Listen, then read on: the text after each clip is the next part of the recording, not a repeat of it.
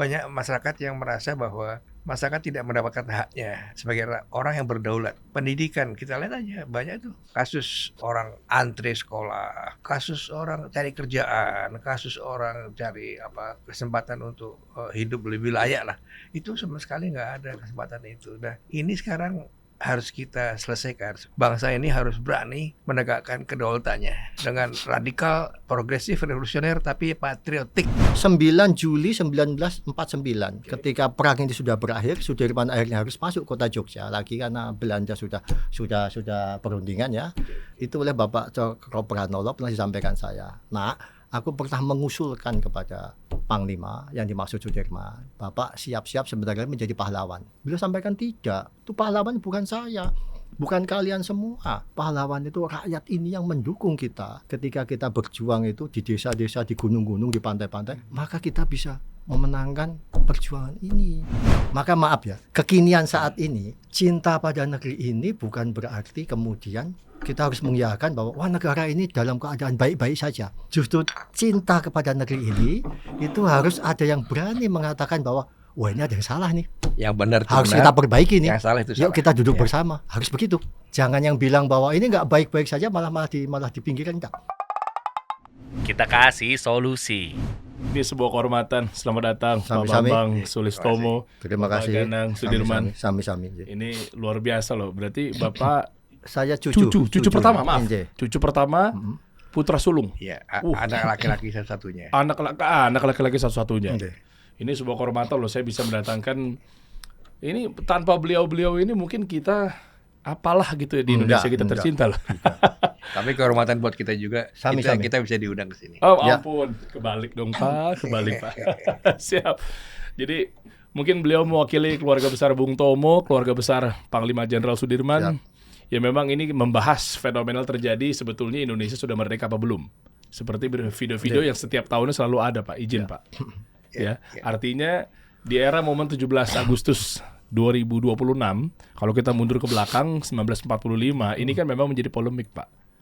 Yaitu memang pembahasan kita nggak jauh-jauh dari seputar ekonomi mikro apa segala macamnya.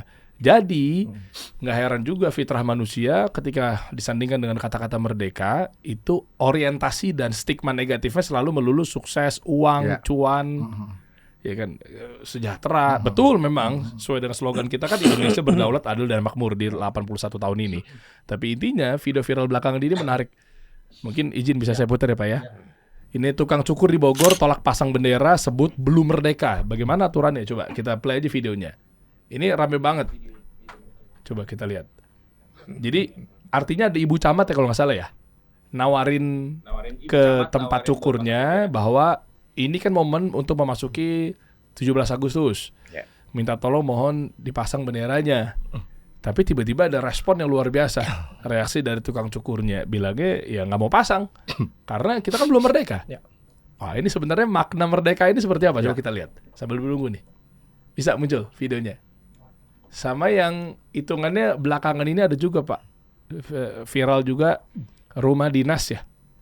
Rumah dinas yang dari keluarga katanya pejuang 45. Keluarga besar pejuang 45 terlihat dari baju belakangnya. Marah-marah ketika diusir. Ya mungkin dipindahkan atau apa. Diminta pindah bahasanya, betul. Diminta pindah lah. Kalau diusir terlalu negatif ya. Tapi mungkin saya juga enggak tahu cara kemudian meminta pindah seperti apa, kan kita enggak tahu juga. Oh iya. Karena semuanya harus ada etika adabnya. Setuju. Tak kira itu. Ngomongin soal adab, sambil nunggu ya videonya ya. Tadi beliau Pak Ganang ketika masuk di dalam studio ini, kok saya bingung kok berdiri. Sebelum Pak Bambang duduk ya Pak ya. Masya Allah. Memang itu yang diajarkan sama keluarga-keluarga besar para pahlawan kita. Cerita sedikit Pak.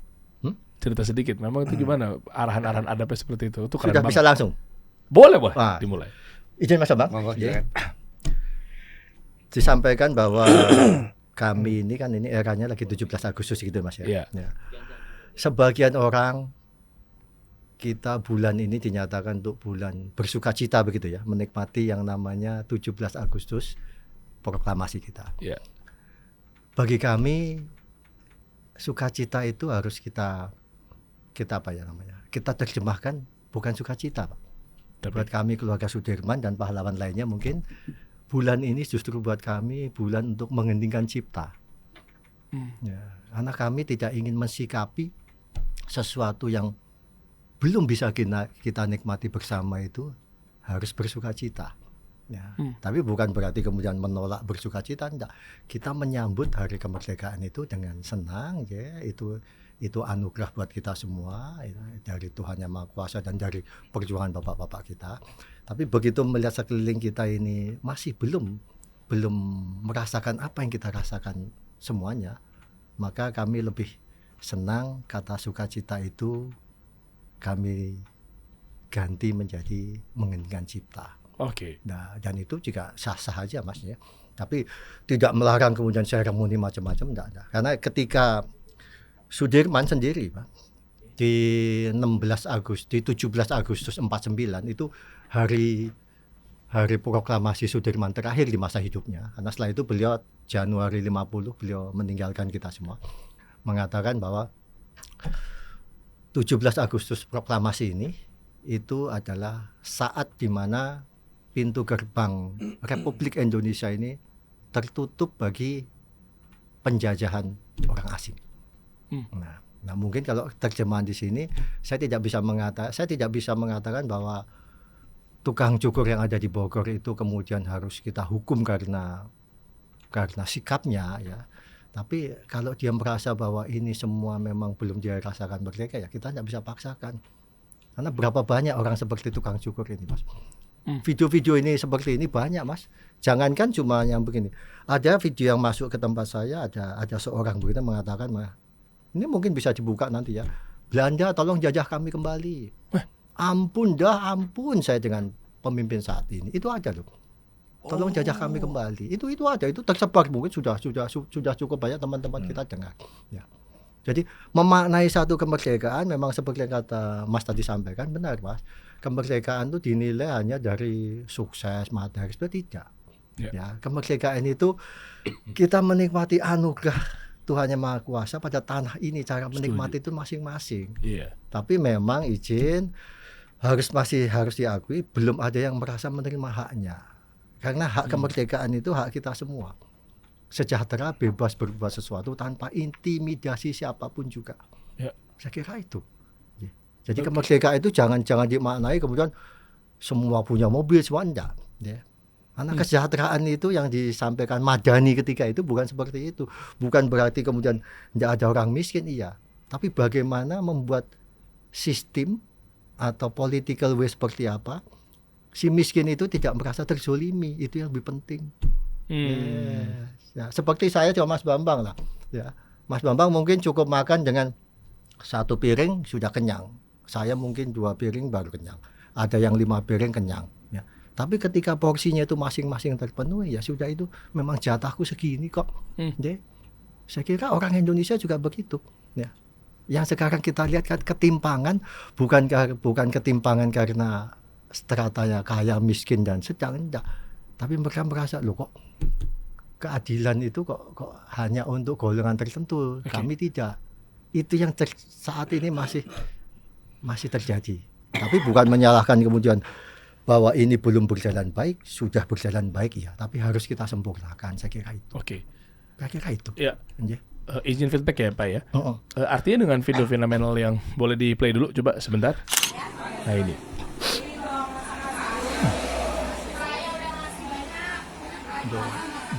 Alasan apa kami Anda mau masang bendera apa? Alasannya saya tanya. Apa? Ya alasannya, abang ini kan udah merdeka. Abang disuruh pasang bendera sama Ibu Camat. Itu Ibu Camat kok. Alasannya apa dulu? Saya udah merdeka. Iya, jawab. Iya. Emang kata situ belum merdeka? Alasannya belum merdeka apa? Alasannya, sok. Alasannya apa? Iya harus. Ini harus dipublikasikan. Kami dari kecamatan loh. Abang nggak menghargai Ibu Camat tadi. Ini bagaimana izin Pak Bambang? Ya, saya kira menyikapi video seperti itu. Ini biar clear semuanya nih terkait makna kemerdekaan. Jadi banyak hal.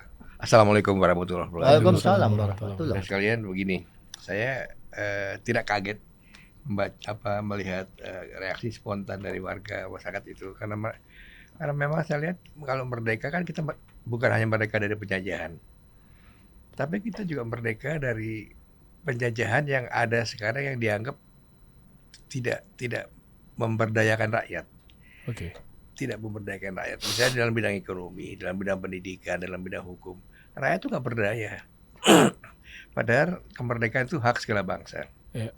Nah, tapi kalau nggak merdeka, mana bisa dia membela diri, Oke. mana bisa dia dapat pendidikan yang layak, mana bisa dia dapat kesehatan yang bagus, mana bisa dia dapat keinginan-keinginan sesuai dengan arti kemerdekaan itu. Jadi saya lihat sekarang ini banyak masyarakat yang merasa bahwa masyarakat tidak mendapatkan haknya sebagai orang yang berdaulat. Pendidikan kita lihat aja banyak tuh kasus orang antre sekolah, kasus orang cari kerjaan, kasus orang cari kesempatan untuk hidup lebih layak lah. Itu sama sekali nggak ada kesempatan itu. Nah, ini sekarang harus kita selesaikan. Sebab itu saya lihat kan banyak orang merasakan bahwa kemerdekaan itu harus diisi. Diisi dengan apa? Orang bilang diisi dengan pembangunan. Kalau zaman ya, orang bilang diisi dengan kedaulatan rakyat. Saya bilang tidak. Kemerdekaan itu harus diisi oleh kesadaran rakyat. Rakyat yang sadar akan hak-haknya, sehingga rakyat bisa mengatakan hal yang baik itu baik, yang buruk itu buruk. Kalau nggak ada hak seperti itu, kalau nggak ada hak kedaulatan rakyat, jangan berharap kemerdekaan itu akan bisa diisi orang-orang yang punya hak. Sebab haknya rakyat itu sama dengan haknya semua orang. Jadi semua kan rakyat sebetulnya kan. Yeah. Para penguasa juga rakyat. Tentara, TNI, polisi, hakim, jaksa itu rakyat semuanya. Hanya saja mereka dapat jabatan karena tugasnya mereka. Tapi rakyat. Jadi jangan sekali-sekali membedakan rakyat yang satu dengan yang lain, sehingga nanti akan ada beda. Oh, kalau rakyat yang ini akan sukar dapat keadilan, rakyat yang itu dibantu dengan keadilan, rakyat yang ini sangat sukar bisa sekolah, yang sana enak bisa sekolah. Jadi banyak hal yang memang harus kita selesaikan masalah ini dengan keterbukaan. Nah, keterbukaan ini harus kita lakukan dengan dengan radikal, progresif, revolusioner, tapi patriotik. Keterbukaan itu harus kita lakukan dengan radikal, progresif, revolusioner, tapi patriotik. Kenapa patriotik? Harus melalui cinta tanah air. Oke. Sebab kalau cinta tanah air tanpa ada radikalisme, tanpa ada sikap yang revolusioner, itu kita nggak akan bisa memperbaharui keadaan negara yang tanda kutip sedang tidak baik-baik saja. Sebab keburukan-keburukan itu sedang berjalan secara revolusioner. Keburukan-keburukan sedang berjalan secara radikal, secara progresif. Jadi kalau nggak dilawan dengan yang progresif, radikal dan revolusioner, tapi dengan patriotisme, itu nggak akan bisa sampai. Kita nggak akan bisa sampai. Karena keburukan itu kayaknya kan harus sistematis. Sehingga kita lihat tukang cukur aja bisa ngomong gitu, itu baru tukang cukur.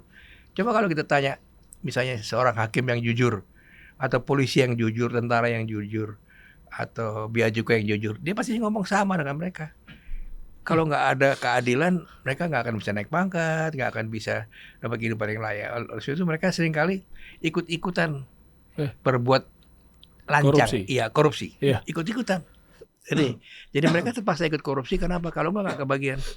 Dan itu akan kelihatan sekali. Nah, oleh itu bangsa ini harus berani menegakkan kedaulatannya, harus berani menegakkan harkat dan martabatnya dengan radikal, progresif, revolusioner, tapi patriotik. Harus patriotik. So, dengan itu kalau kita baca Trisatyanya polisi, ya, kita baca Sabta Marganya TNI, itu isinya semua tentang itu, tentang keadilan, tentang apa. Kita harus jalankan itu. Jadi bangsa ini harus jalankan itu, apalagi kejaksaan, penegak hukum harus berani menjalankan itu semuanya. Kalau tidak, bangsa ini akan tertinggal oleh orang-orang yang ingin berbuat buruk. Saya kira itu. Ya. Ini luar biasa loh. Artinya memang masih banyak menganggap bahwa ya Anda menyetujui yang ukuran tentang merdeka ini kelaparan, kemiskinan gitu. Mereka akhirnya mana nih masih banyak kok warga-warga miskin apa segala macamnya. Tapi kalau boleh pakai presentasi nih Bapak-bapak. Misalnya contoh dari 1945 sampai 2026. Kira-kira grafiknya kalau secara saklek lah, ini hitung-hitungan kasar lah. Sebenarnya mencuat tinggi dengan makna kemerdekaan atau malah stuck atau lebih parahnya menurun. Nah, ini biar konkret aja, kita mau tahu dari sudut pandang mungkin keluarga besar, para pahlawan, pejuang, veteran ya, dan lain sebagainya gitu loh. Biar tahu, ini kan kita nggak pernah tahu obrolan-obrolan internal yang mungkin bapak-bapak bahas di rumah, di sofa, di meja makan. Nah, ini sebenarnya seperti apa? Saya mau tahu nih. Ya mungkin izin, boleh Pak Ganang? Silakan. Kalau kacamata kami Mas ya, izin ya. Iya. Kacamata kami tentang tadi stratanya naik atau flat atau bahkan turun. Iya, dari 45. Ya. Saya tidak berani mengatakan naik atau turun, Oke. tapi kita flat Mas. Flat. Dalam arti begini, flat itu berarti zaman itu lain dengan zaman sekarang Mas. Oke. Nah, yang paling pokok begini Mas. 10 tahun yang lalu Mas. Ini tahun 2026 ya, 10 tahun yang lalu itu 2016. Iya. Ayahanda saya, putra pertama Panglima Sudirman, meninggal dunia. Oke. 3 bulan sebelumnya beliau manggil saya. Ya, beliau telepon pagi-pagi, saya nak ke Jogja ya, temui aku. Ya Bapak, nanti begitu saya sempat saya datang. Nah, beliau mengatakan sungguh luar biasa buat saya. Pertama, sebagai orang tua dia minta maaf. Nak, maaf ya sebagai orang tua, kamu anakku, kalau selama hidupku Bapak ini tidak pernah memberi kamu lebih lah. Saya bilang gitu, Bapak izin, Romo, saya panggil Romo, izin jangan seperti itu. Ya, kami sudah sangat sangat berterima kasih dengan bisa berada sampai saat ini. Yang satu lagi, beliau titip, mungkin kita nggak lama lagi bersama nak. Ya. Cuman sing eling lan waspada Mas, bahasa Jawanya begitu ya. Pegang terus agama dan eling lan waspada. Karena zaman kamu akan lebih sulit, perjuangan kamu akan lebih sulit dari perjuangan Panglima Besar Sudirman. Saya kaget ketika itu. Bukannya Panglima Sudirman dulu lebih susah zamannya. Beliau katakan enggak nak. Ya. Sudirman dulu dikelilingi oleh masyarakatnya yang cerdas, rakyatnya yang cerdas, bukan pintar loh. Saya katakan pintar Bapak, enggak. Pintar tidak identik dengan cerdas. Ketika itu pendidikan masih belum begitu banyak. Oke. Tapi rakyat kita dulu sebagian besar itu antara 3 elemen, pikiran, ucapan dan tindakan sama. Apa yang dirasakan sama, impiannya sama, doanya sama. Di masamu saat ini dan masamu nanti, nah, 3 elemen itu enggak jadi satu. Ucapan, tindakan yang satu ke utara, ke selatan bahkan ke barat. Itu perjuangannya lebih banget sangat berat. Ya.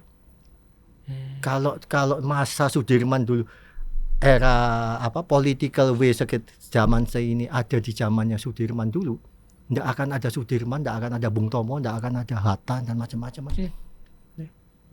Nggak akan ada. Orang-orang itu Tuhan memberikan tokoh di satu tempat ya. Itu karena komunitasnya memang membutuhkan itu. Saat ini yang kita minta doakan kepada Tuhan. Kita ini kalau di kitab kita Al-Qur'an ya, kita ini seakan-akan berdoa tapi tidak berdoa, Mas. Apa yang kita impikan, kita ceritakan tentang Pancasila itu hanya di tindakan dan ucapan sudah sangat lain. Nah, itu maka terjadilah seperti ini. Ya, tidak ada lagi satu tindakan, Mas, sudah di umum di kehidupan sehari-hari sudah kita lihat bagaimana seorang pengemban amanah cerita tentang kesejahteraan, tapi apa yang dilakukan tidak seperti itu. Kalau saya bahasakan simpel, seperti kita sedang merokok tapi menasihati anak kita, jangan merokok ya, merokok nggak baik tapi sambil merokok, Mas. Nah, kembali ke Video. tukang cukur tadi, saya justru ingin ketemu, Mas. Mau Bapak apain? Ya, kenapa dia punya sikap begitu? Ya, Oke. kenapa dia punya sikap begitu keras begitu? Tapi cara penyampaiannya juga salah, Pak.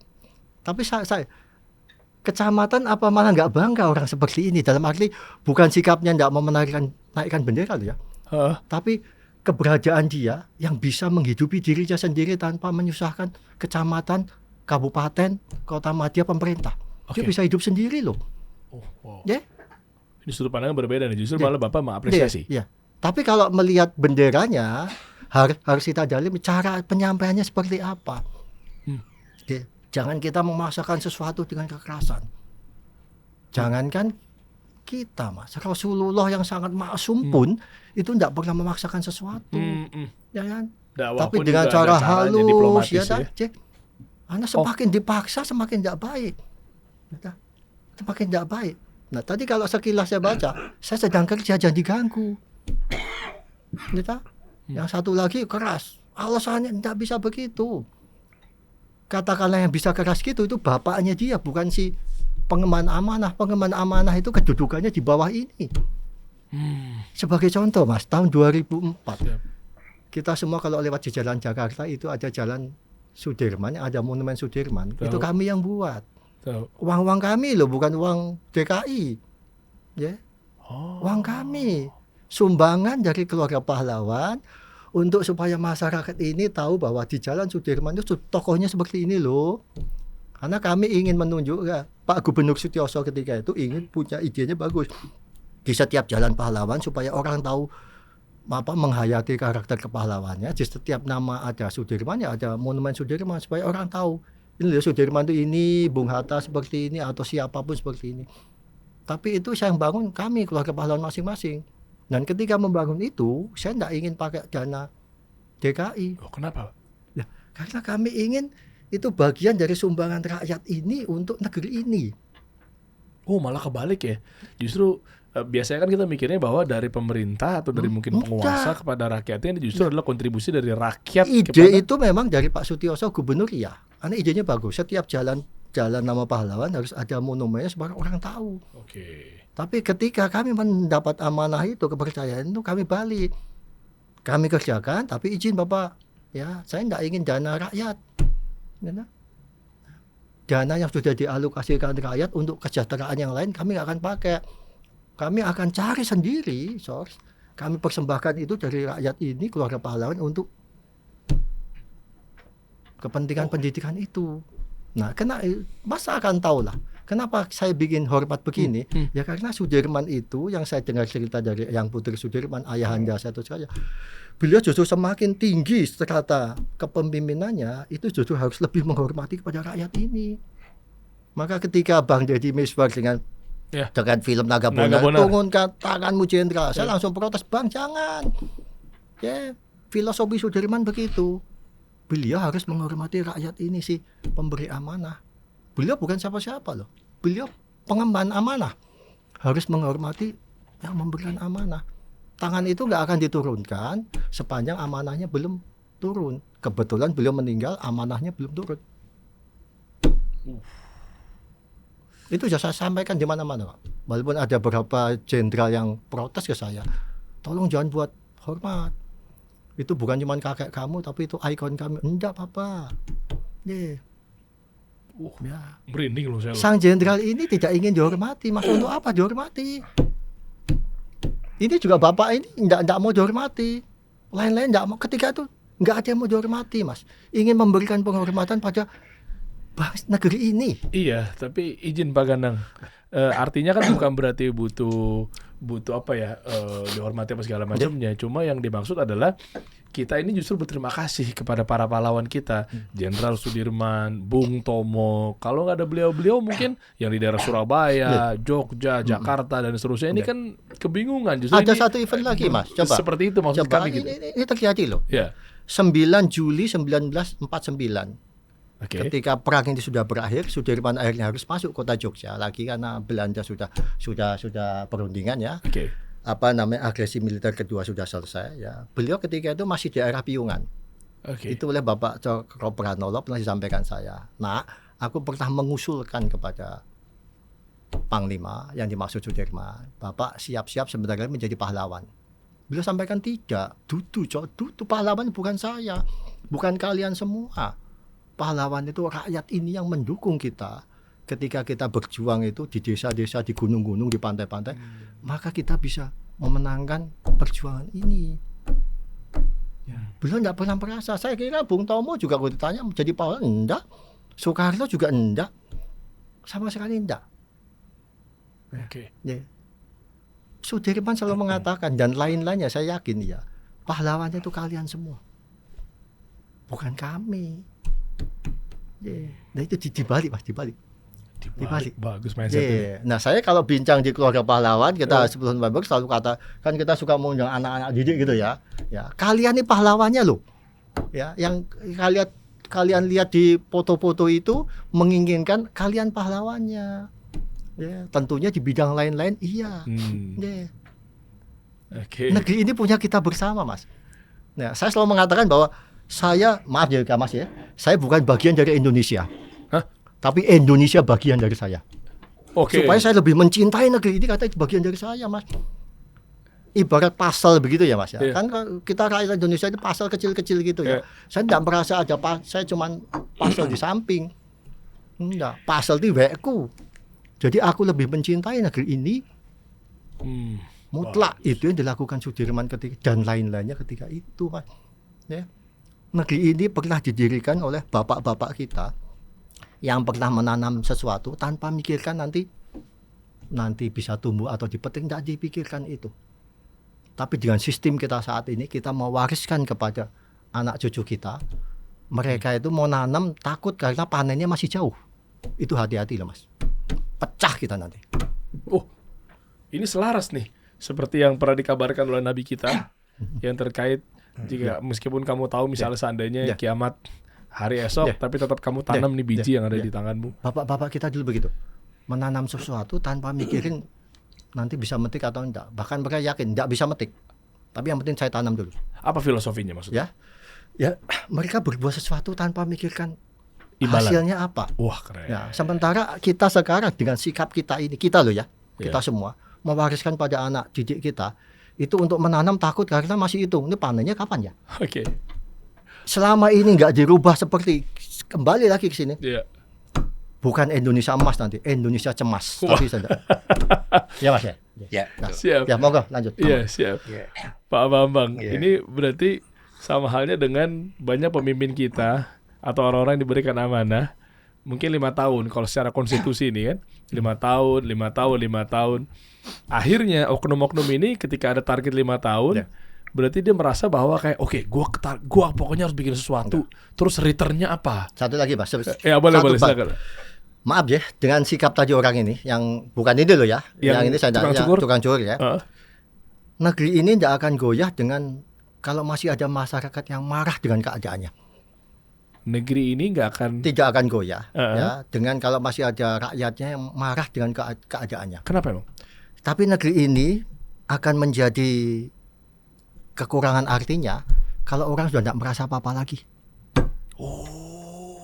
Ya. Udah nggak peduli lagi. Silahkan lo negara ini mau apa. Nah, justru kita harus mengumpulkan orang-orang yang merasa Kritis. ya. Itu ada apa sih? Yuk kita duduk aja bersama. Justru disambut ya. Sambut. Oke. Ya. Disambut, diajak bicara. Udah. Oke.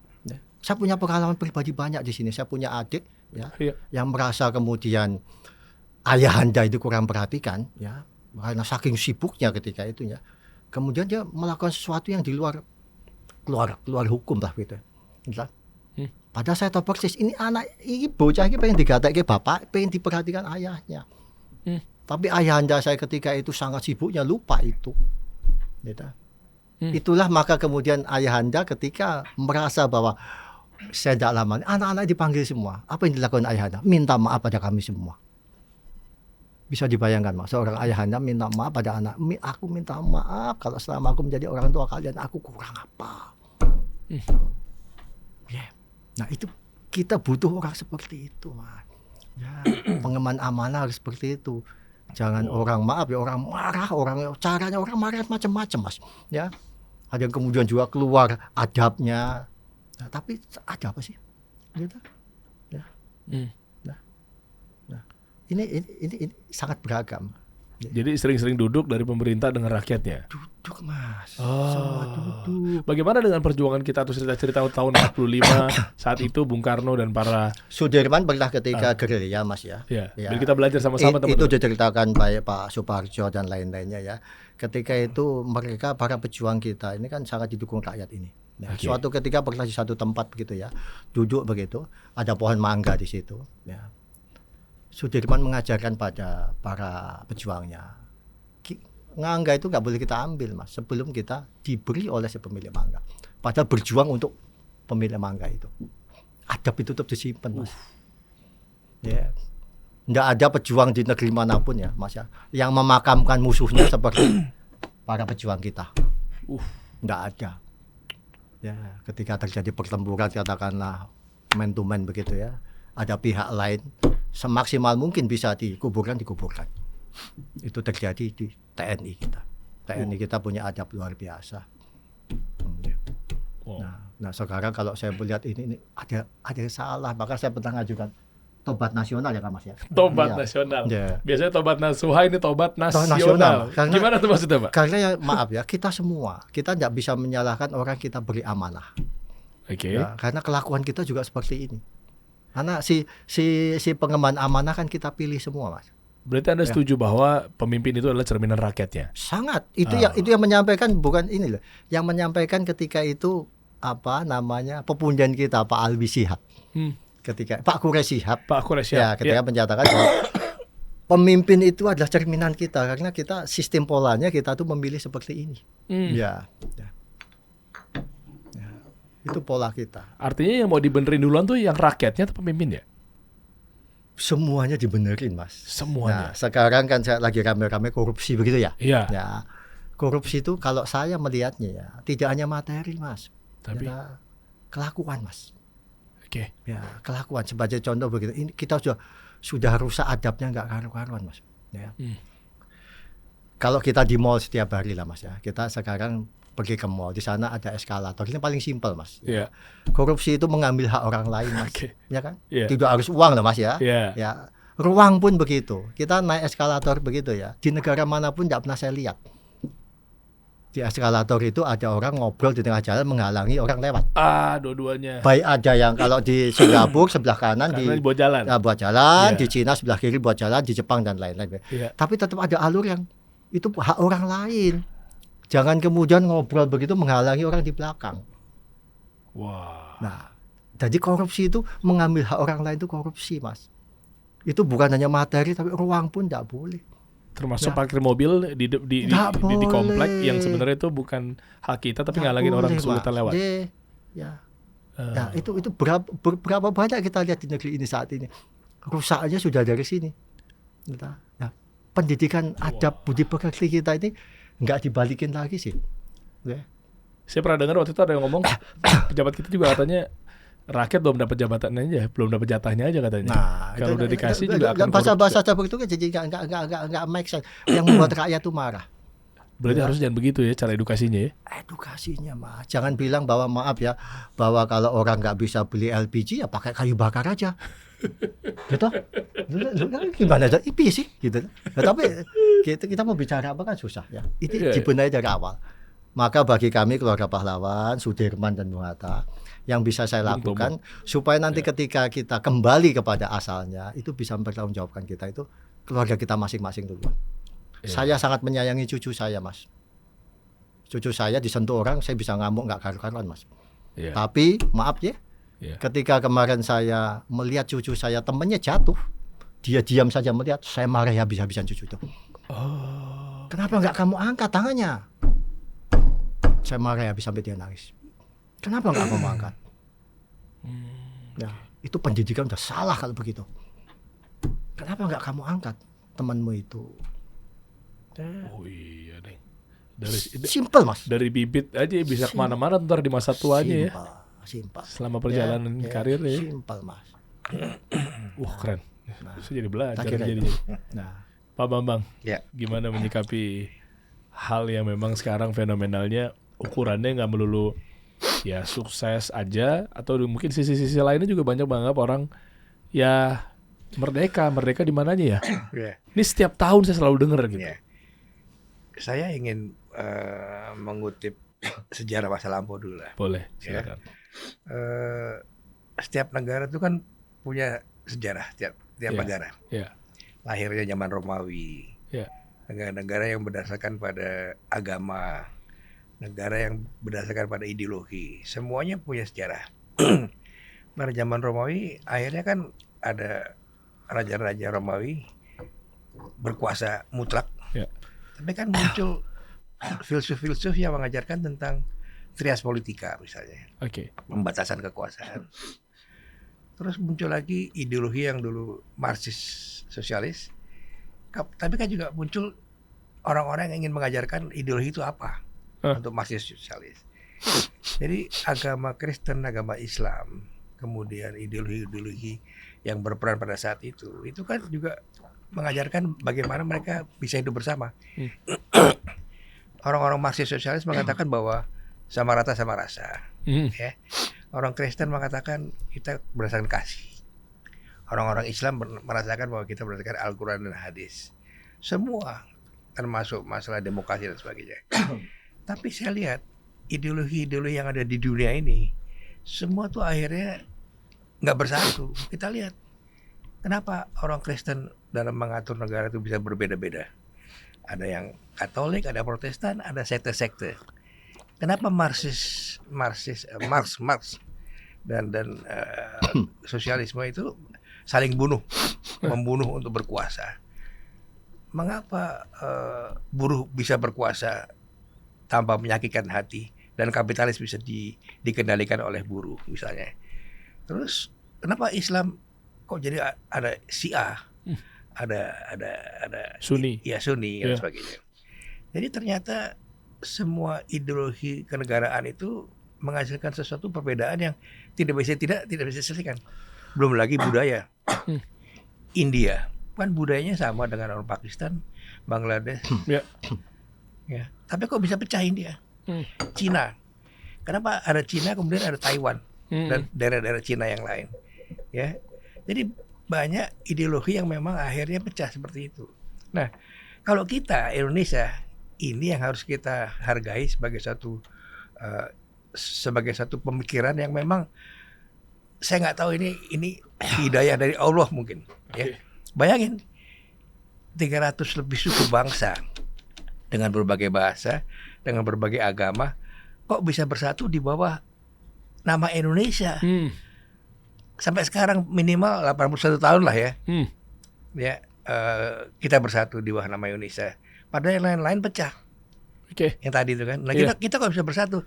Kita harus bersyukur kita punya para pemimpin menghasilkan yang namanya Pancasila.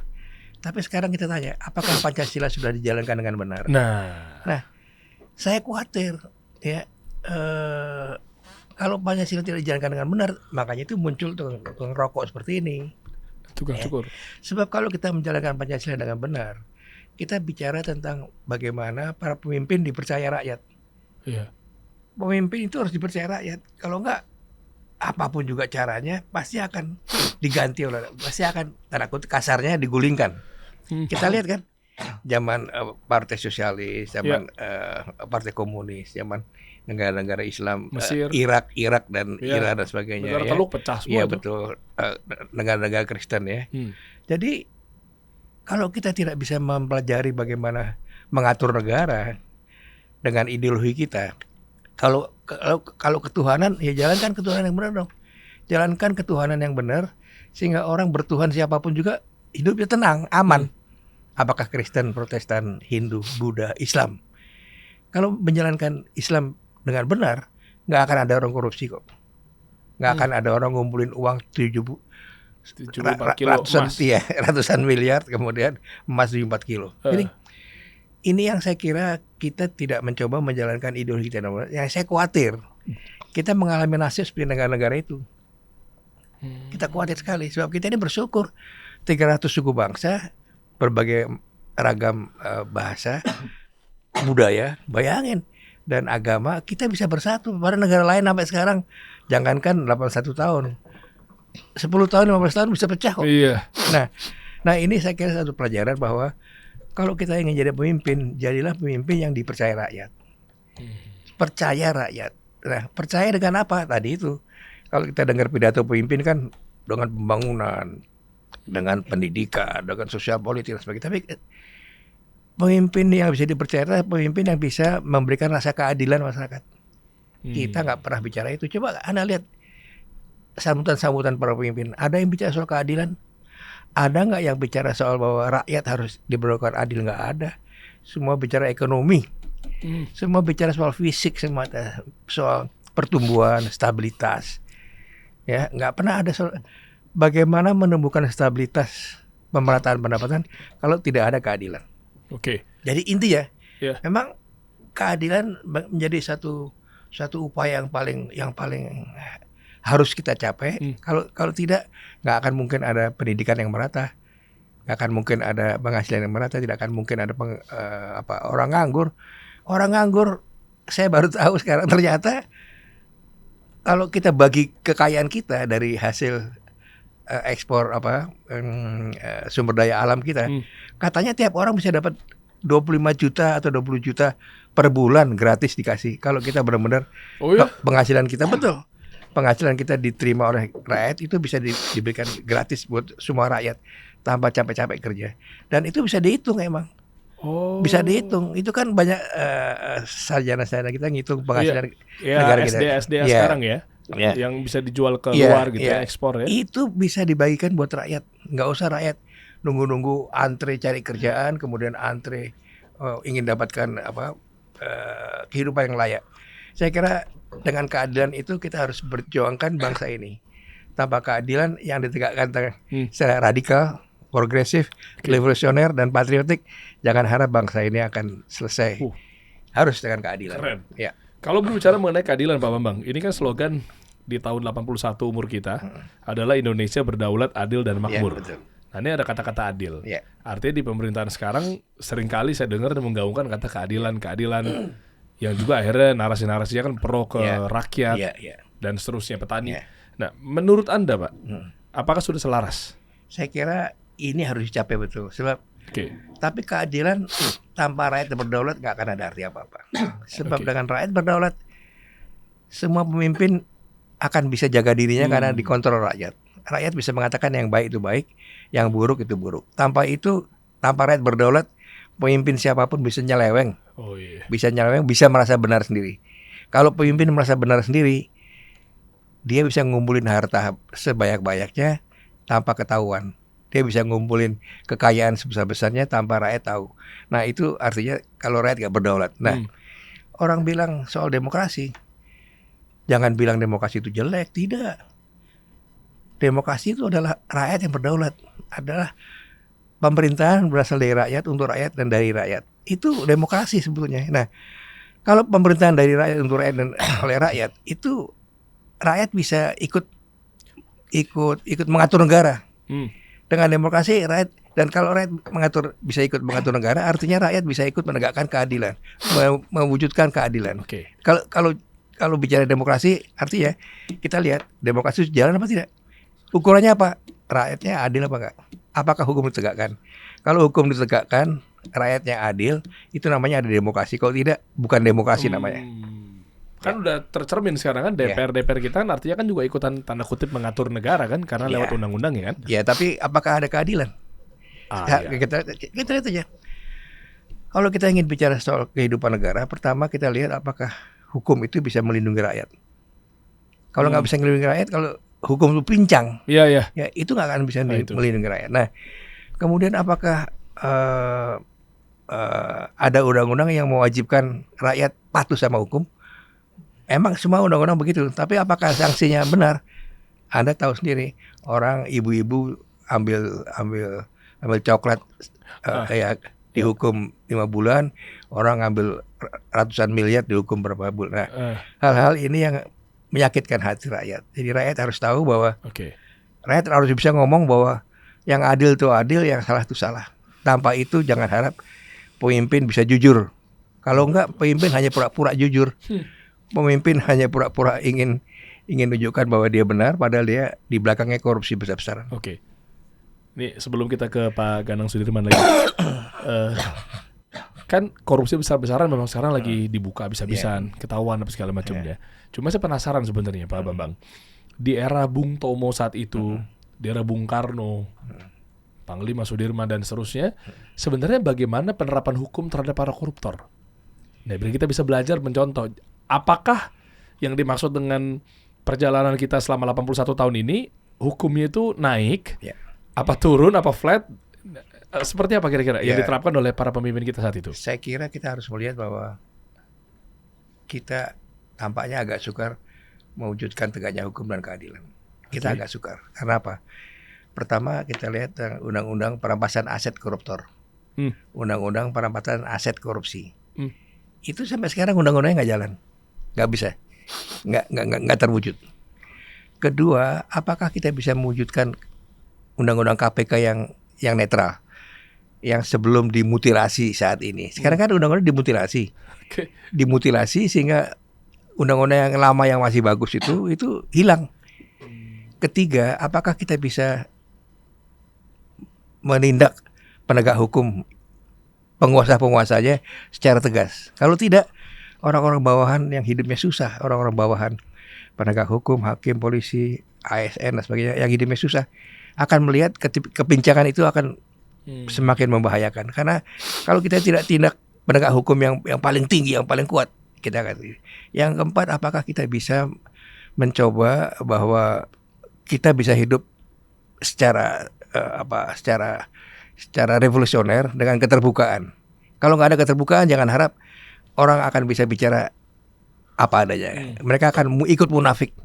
Mereka akan ikut pura-pura membela kepalsuan untuk mempertahankan kekuasaan yang memang palsu.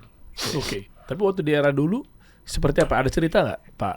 Misalnya yang korupsi tiba-tiba dihukumnya hukum gantung gitu. Ini begini, Diapain waktu itu? ada satu peristiwa. Kan orang tua saya dengan Pak Dirman saat dilantik menjadi kepala TNI pertama tahun 47. Jadi TNI itu dilantik tahun 47, TNI namanya. Oke. Terus kemudian kan ada kelas pertama, ada Belanda masuk sini untuk ngajak berunding. Ya, tahun 47 berunding. Pada saat perundingan itu kan orang tua kami pidato terus dengan bersama rombongan TNI itu. Dilarang pidato oleh pemerintahan Amir Syarifuddin dan Syahrir kalau nggak salah. Kamu harus berhenti pidato. Bikin surat Bung Karno pada Pak Dirman. Bikin surat. Bung Tomo harap menghentikan pidato karena kita sedang berunding katanya. Jadi Berunding dalam apa nih? berunding Linggarjati dan Rumroyen itu. Oh. Ya, kelas pertama kalau nggak salah ya. Oh, di situ. Ya. Terus setelah itu, setelah perundingan gagal, Bung Karno bikin surat lagi ke Pak Dirman. Kami persilakan Bung Tomo pidato lagi. Ada suratnya. Artinya bahwa pemimpin seperti Bung Karno masih menghargai perbedaan pendapat. Pemimpin seperti Bung Karno menghargai bahwa orang itu harus bisa bicara untuk mengingatkan. Karena waktu itu orang tua kami bicara di depan rakyat untuk mengingatkan, hati-hati, Belanda mau masuk, Belanda mau nyerang, Belanda mau nipu kita. Itu yang dilakukan oleh orang tua kami dengan pidato-pidato di mana-mana itu. Dan waktu orang tua kami ditanya Bung Karno, tanya Pak Dirman, gimana pendapat Bapak? Pak Dirman bilang terserah Bung Tomo aja, dia begitu. Akhirnya Bapak melepaskan tanda pangkatnya di Jogja, di alun-alun Jogja. Bung Tomo bersama ini saya menghentikan kepangkatan saya karena saya ingin mengabdi pada rakyat. Berhenti dia. Jadi begini Mas, Orang-orang diri. Ya, itu yang terjadi. Ya, itu yang terjadi. Lapang dada tuh pemimpin Ya, kita. ya, orang-orang itu. dulu konsekuen Ya. Mas. Ya, katakanlah memang harus berjuangnya di kotak satu, ya kotak ini tidak diambil, mundur. Wah, ini bagus banget lagi. Mundur itu ya. Cakep ini. Nih. Tapi satu lagi ini sebelum saya lupa, apa yang kata Mas Bambang tadi benar. Presiden kita ketika itu apapun bentuk negatif positifnya ya, tapi cara pandangnya bahwa perbedaan pendapat itu sesuatu yang harus diterima. Tidak malu kemudian aku salah. Ya. Maka maaf ya, kekinian saat ini ya, cinta pada negeri ini bukan berarti kemudian kita harus mengiyakan bahwa wah negara ini dalam keadaan baik-baik saja. Oke. Justru cinta kepada negeri ini itu harus ada yang berani mengatakan bahwa wah ini ada yang salah nih, Yang benar itu harus benar, kita perbaiki nih. yang salah itu Yuk salah. kita duduk Ya. bersama, harus begitu. Jangan yang bilang bahwa ini nggak baik-baik saja malah dipinggirkan, enggak. Ya. Itulah. Jadi kalau kita masih mencintai negeri ini, ya itu justru jangan ikut arus. Wah negeri ini baik-baik aja kok, enggak. Justru kita butuh ada yang punya pandangan, punya keberanian mengatakan bahwa ini pasti ada yang salah, ada yang terluka di sini sampai teriak-teriak begitu. Yuk kita perbaiki bersama, yuk kita duduk bareng.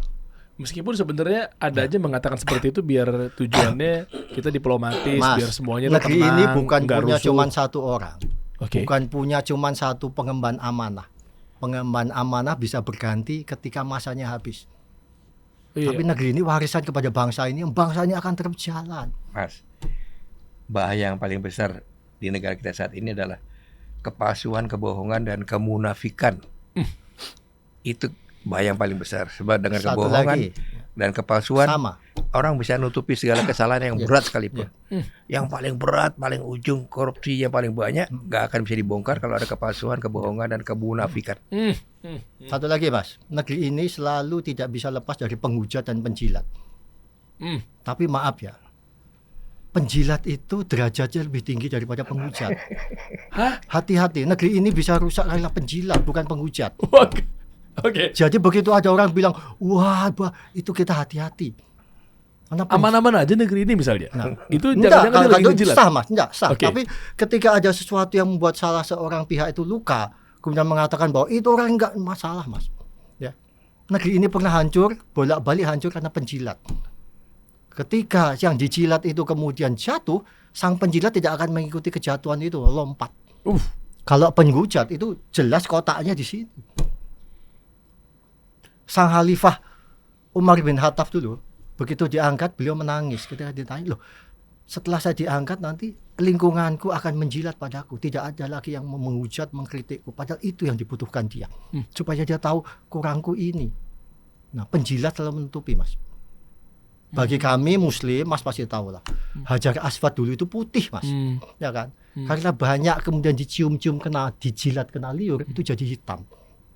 Hajar Aswad yang konon tuh batu surga pun dijilat-jilat bisa hitam, apalagi orang, Mas. Itu bahaya lagi. Ya, kadang kita silap karena kita selalu diperbaiki terus. Ya. Saya di komunitas saya begitu ada orang bilang bahwa saya punya yayasan, Mas. Begitu ada pengurus mengatakan bahwa Bapak ini bagus, Bapak hebat, saya keluarkan, Mas. Saya tidak butuh kayak Anda. Ya, Anda membuat saya nggak tahu lagi, rabun saya. Kuping saya jadi budak. Benar. Ya. Berarti pengaruhnya yang ada di sekitar dan ring satunya itu harusnya yang kritis ya. Saya tidak melihat cuma di sini, di lampau begitu, Mas. Iya. Ya. Berapa banyak orang begitu rejim itu jatuh, coba dibuka aja sekarang udah medsos. Itu dulu orang yang melindungi semuanya. Setelah itu merasa bahwa wah, tokoh A ini wah kita jauhi. Itu penjilat, Mas. Jadi saya kira betul sekali. Ya, gimana, Pak? Kita para pejuang ini mempelajari bahwa bangsa ini bisa bersatu karena kejujuran. Tadi saya katakan Indonesia ini berbagai macam suku bangsa, suku, pendidikan, latar belakang budaya. Kok bisa bersatu? Karena pemimpinnya jujur waktu itu, jujur dan bisa dipercaya. Kalau nggak bisa dipercaya susah. Sekarang banyak pemimpin bicara jujur, tapi tidak melaksanakan nilai-nilai kejujuran itu. Tidak melaksanakan. Karena apa? Saya tidak tahu. Padahal seharusnya dilaksanakan dong.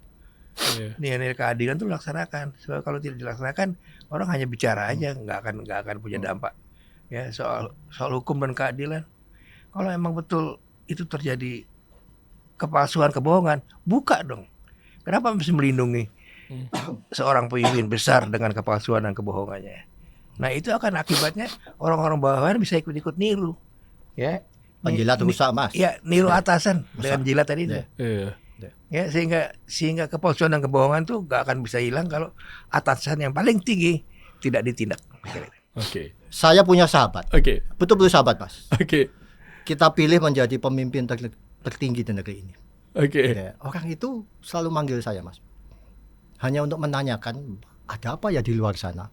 Karena selalu saya katakan bahwa begitu Bapak duduk di sini, maka Bapak itu duduknya di atas. Bapak akan lebih tahu daripada kami. Nah, ada satu kata yang luar biasa dari sahabat saya ini. Mas, gajah yang sangat besar itu masih membutuhkan burung kecil untuk mengambil kutu di tubuhnya. Bagus. Ya. Tapi ketika saya sampaikan begitu, kita sering jumpa. Lingkungan nggak suka, Mas. Setelah itu saya ditutup, nggak boleh ketemu lagi. Ya. Penjilat nggak suka dengan itu. Oke. Ya. Yang akhirnya harus ketemu pun saya buat surat, gak patean, saya nggak mau ketemu lagi. Butuh apa? Karena kita bersahabat. Di tahun 2017. Dan itu real, Mas. Orangnya masih hidup semua, pengawalnya masih hidup semua. Ya. Tapi tidak mau Mas Ganang memperjuangkan kebenaran. Kami keluarga pahlawan diemoi yang model seperti itu. Ya. Saya nggak ada, tapi kita tidak bisa menafikan ya. Bisikan setan lebih indah daripada bisikan malaikat. Itu pasti. Ya sudah, biarin aja. Kan begitu. Itu terjadi loh. Sebentar Pak, izin Pak. Jadi penjilat ini sebenarnya nutupin sesuatu yang sebenarnya Untuk menguntungkan kepentingan motif buat apa? dia, ya untuk kepentingan dia. Ya. Nggak, dia juga mental korup juga misalnya. Ya, saya Apapun bentuknya. Saya tidak bisa katakan itu. Atau takutnya kalau ada yang mengkritik kalau jalan ini jadi mulus, Iya. terus si orang ini nggak dapat tempat. Jadi begini Pak, Coba kita ini bedah aja saya nih. melihat ya, seorang pemimpin itu biasanya kalau dari awal itu pasti lurus saja Mas. Ya. Ya, nah, tapi setelah itu kan maaf, lingkungannya selalu rusak dari lingkungan Mas. Ngaruh Nah. emang lingkungannya. Pasti. Ya toh? Dari Iya. zaman apapun Mas juga lihat lah. Tahu. Dari mulai perjanjian kita pertama itu lingkungan yang berbuat macam-macam, yang kena sang pemimpin ini pasti. Itu pasti Oke. Mas. Ya, tapi kalau terpengaruh dengan itu akan manusiawi terjadi. Nah, saya pernah punya saya kata ini benar-benar sahabat Mas. Ya, ketika ke Jakarta pun dulu masih bingung. Ada foto-fotonya, ada semuanya ada semua. Kami ini bersahabat. Sering ketemu, nah ketika itu menanyakan bahwa di luar ada apa ya, kok kelihatannya saya tidak dengar. Saya sampaikan Bapak begini. Ya, tapi monggo, kan gitu kan? Terus? Nah, tapi saya katakan Bapak itu tempat duduknya di atas saya loh. Ya, katakanlah Bapak duduk di gedung atas, penglihatan Bapak lebih banyak. Iya. Sementara kami di bawah lebih terbatas. Tapi ketika itu masih bagus jawabannya. Loh, nanti dulu Mas. Gajah yang sangat besar. Nah, terus akhirnya saya berdiri ketika itu. Ada perintah buat saya.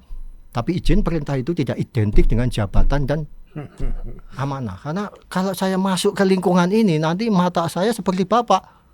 Mata saya buram, kuping saya budak.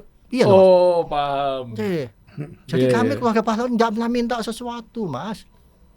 Kami hanya ingin melanjutkan hidup ini sesuai dengan amanah kita. Oh iya. Tapi tolong jangan dizolimi. Terjadi loh. Mas tahu kan Mas? Terjadi. Ya, pada saat Ya. orang tua kami keluar dari TNI, karena Pak Dirman nggak mau jadi TNI lagi. Bapak saya ikut juga sekalian, karena dia barisan pimpinan TNI yang pertama itu kan. Bung Tomo. Ya, tapi setelah kemudian bapak saya keluar, bapak saya ingin mengabdi pada partai politik. Oke. Dan ternyata susah bikin partai. Kenapa? Ya karena memang Dibuat susah. ya karena memang harus punya dana yang besar. Oke. Soal popularitas populer, tapi kejujuran sebab suara itu bisa diperjualbelikan di KPU saat itu Iya. sudah diperjualbelikan, apalagi sekarang. Jadi saya bilang bahwa kalau orang mau jadi pemimpin mulailah dengan yang benar. Kalau nggak benar dia akan disandera tadi itu oleh kaum penjilat. Ya, sebab kalau pemimpin itu sudah disandera oleh para orang-orang yang tidak benar, yang ingin carinya cuan haram aja, cuan haram aja, itu akhirnya dia akan dikerjain terus sama orang-orang itu. Tadi kan oleh para penjilat. Para penjilat senang sama para pemimpin yang berbuat kesalahan, yang akhirnya dia ikut mengatur Karena keadaan kepentingan supaya kesalahan itu tidak dikorek-korek. Jadi dia ikut menjilat agar supaya kesalahan sama-sama bisa dipelihara. Jadi Paham. kesalahan yang sama bisa dipelihara, hal-hal yang tidak benar itu bisa dipelihara bersama-sama dengan para orang-orang seperti itu. Oke. Yang salah siapa? Siapa? Kalau saya selalu mengatakan bahwa akhirnya yang salah itu saya. Oh, kok gitu? Saya masih hidup di zaman ini yang pikiran saya lain dengan mereka. Karena kebenaran itu kan lain-lain, Mas. Buat mereka itu benar, buat mereka saya itu Oh, salah. iya. Ya Tapi sudah. Anda nggak salah. Anda Iya. masih mengingat. Sebenarnya bukan salah, Pak. Kita masih diingatkan oleh Mas Ganang. Iya. Saya Enggak, tapi saya suka sarkasnya beliau. menghibur diri saya sendiri itu, Mas. Iya, iya, Bahwa iya, saya iya, kalau iya. kemarin di Unhan atau di Lemana saya katakan bahwa ini yang salah saya. Karena saya masih hidup di zaman yang sudah zaman, bukan zaman Oke. saya lagi. Sekarang kita buka-bukaan aja deh. Pak Ganang Sudirman, Pak Bambang, Bung Tomo gitu ya.